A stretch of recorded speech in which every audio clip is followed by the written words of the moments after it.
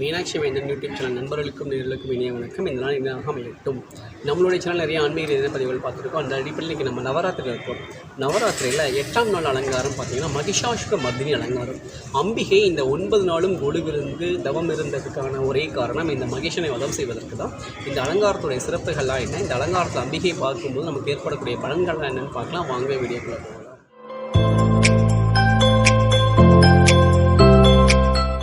அற்புத கீர்த்தி வேண்டின், ஆனந்த வாழ்க்கை வேண்டின், நற்பொருள் குவிதல் வேண்டின், நலமெல்லாம் இருக வேண்டின், கற்பக மூட்டை திருக்கை முன் சென்று பாரு பொய்யில்லை கண்ட உண்மை திருச்சிற்றம்பலம் தில்லையம்பலம்.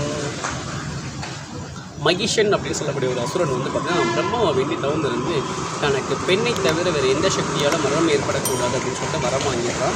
அப்படி வரம் வாங்கக்கூடிய மகிஷன் வந்து பார்த்தீங்கன்னா 3 உலகங்களையும் மரசாட்சி செய்து அடாத செயல் செய்து மக்களை எல்லாம் துன்பப்படுத்தி எல்லாரையும் கொடுமைப்படுத்திடுறான். இந்த கொடுமையெல்லாம் தாங்க முடியாத மக்கள் வந்து மும்மூர்த்திகள்கிட்ட வந்து சொல்கிறாங்க, மும்மூர்த்திகள் எங்களால் ஒன்றுமே பண்ண முடியாது, ஆதிபராசக்தியால் மட்டும் அவனை அழிக்க முடியும்னு சொல்லிட்டு ஆதிபராசக்தியை தான் வழிபடுறாங்க. ஆதிபராசக்தியை வழிபடும்போது அவனை எதிர்த்து சண்டை போடும்போது அவனை வந்து அழிக்கும் போது அவனுடைய ஒரு துளி ரத்தம் பூமியில் விழுகும்போது அது வந்து மகிஷாசுரர்கள் வந்து புதுசாக உற்பத்தி ஆகிட்டே இருக்காங்க. ஆதிபராசக்தியிலும் அவனால் அழிக்க முடியல. அதுக்கப்புறம் ஆதிபராசக்தி என்ன பண்ணாங்கன்னா சண்டி அப்படின்னு சொல்லுவாங்க, அவங்களுடைய படைத்தலைவியை கூப்பிட்டு அந்த ரத்தத்தெல்லாம் உரிய சொல்லிட்டு அதுக்கப்புறம் ஆதிபராசக்தி மகிஷாசுர வர்த்தினியாக அவதாரம் எடுத்து அவனை வந்து வதம் பண்ணுறாங்க.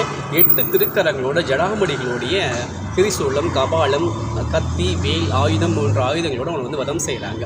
வதம் செய்து அவனை வந்து அழிச்சிடுறாங்க. இந்த அலங்காரத்தில் அம்பிகையை பார்க்கும்போது நமக்கு வெற்றி கிடைக்கும். நம்ம மனசில் இருக்கக்கூடிய ஆணவம், மாயை, கண்மம், கோபம், குரோதம் போன்ற தீய சக்திகள் அழிந்து உண்மையான ஆத்மாவாக நம்மளுடைய மனம் வந்து மாறும். இதில் வந்து அம்பிகை தரிசனம் பண்ணுறது ரொம்ப விசேஷமான ஒன்று. இதை தரிசனம் பண்ணும்போது நம்ம வாழ்க்கையில் எல்லா வளங்களும் கிடைக்கும். இந்த மகிஷாசுர மர்தினியோட அலங்காரத்தில் அம்பிகையை தரிசனம் பண்ணி நம்ம வாழ்க்கையில் எல்லா வளங்களும் நலங்களும் கிடைக்கும் சொல்லி ஸ்ரீ மீனாட்சி அம்மா வேண்டிக்கலாம்.